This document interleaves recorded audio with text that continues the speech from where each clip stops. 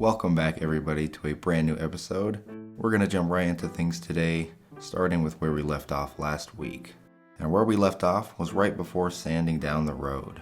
To get the job done, I'll be using 120 grit sandpaper that I got at my local Walmart. This should be good for sanding down the roads. But before we do any sanding, we must remove the tape.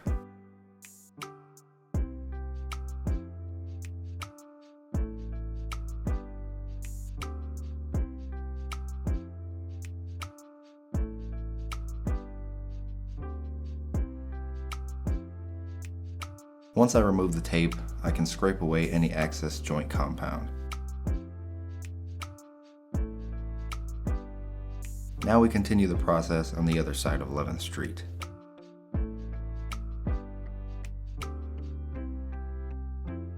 We are now ready to get this road smoothed out. Now sanding the compound was a lot easier than to smooth it back on the previous layout, but the compound does have a few more cracks in it compared to the smooth it when it dried. But I still think the joint compound is a little bit better in my opinion. Then I just got to sanding it all down.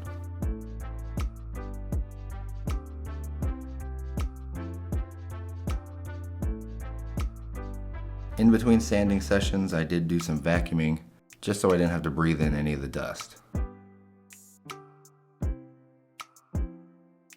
After a good amount of sanding, I have a nice, smooth road. You may see small imperfections such as cracks, but I think this will add more of a realistic look to the road that's been driven on for a good while. But if you don't like that, you can always sand a little bit more to get those imperfections out. As for painting the road, I won't be using the same paint as I did last time. I'll be going with a more realistic gray look. I just need to find a good proper color. I did some slight weathering to the sugar silos, like where some of the vents and outside parts are, to make it a little bit more realistic. Progress on the layout is slow right now because of lack of, frankly, time, but I do get some things done each week, which is all that matters, really. For now, it's all about baby steps. The next thing I'm doing is cleaning up the track here and also extending the main line to the edge. To clean up, I'll be using my Dremel tool. The Dremel is by far one of the best things that you use to cut track.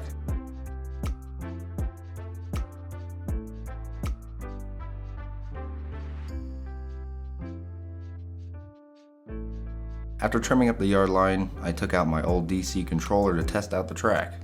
This will be a DCC layout, so this will be gone by the end of the video. The controller is a Tech 2 Locomotion 2500. And the wire I'm using is 18 gauge solid copper wire. I temporarily added a connector track piece and wired it up. Then connected the two wires properly to my controller. Very easy to do. So if you have a simple oval or circle layout like this, even with a train yard like I did on my previous layout, all you would need to do is what I just showed. Here's a rough sketch of what it would look like for any curious viewers out there. Now we can test out my train on the new layout, and also see if there are any connection issues with the rail joiners. What's cool is even with one connection track at the very end of the yard line, I still have proper power throughout the whole track layout, which I will be showing off in the next few clips.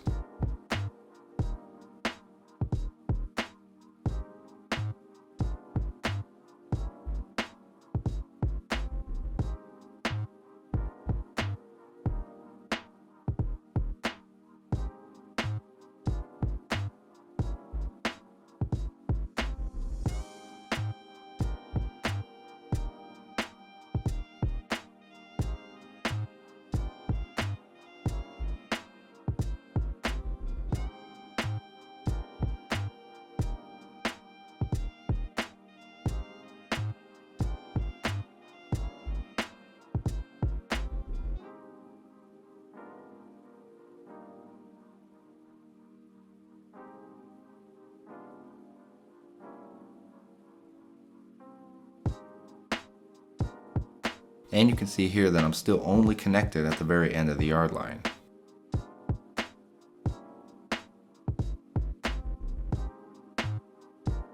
So I finished up the main line here, but the exiting line will be done later on when I add the new section to this layout.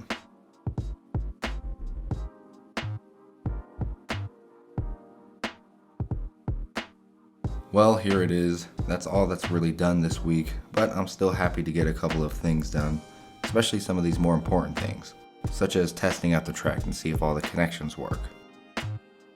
One thing for sure is I cannot wait to get the DCC going. It's just far more complicated, takes a little bit more learning, and it's much more expensive. So I'm doing some shopping around and seeing if I could get a good deal on both a DCC controller, maybe like a startup kit, and also a DCC BNSF switcher, or maybe even a Burlington Northern. So that's pretty much going to be my wrap up for episode 5. I do hope you guys are having a good time watching, and I hope you guys had a safe and happy new year previously in this last week. As usual, if you guys have any questions or any concerns or just anything that you want to learn, drop them down in the comments below. I always reply to pretty much all of them. And on that note, I will catch you guys in next week's episode.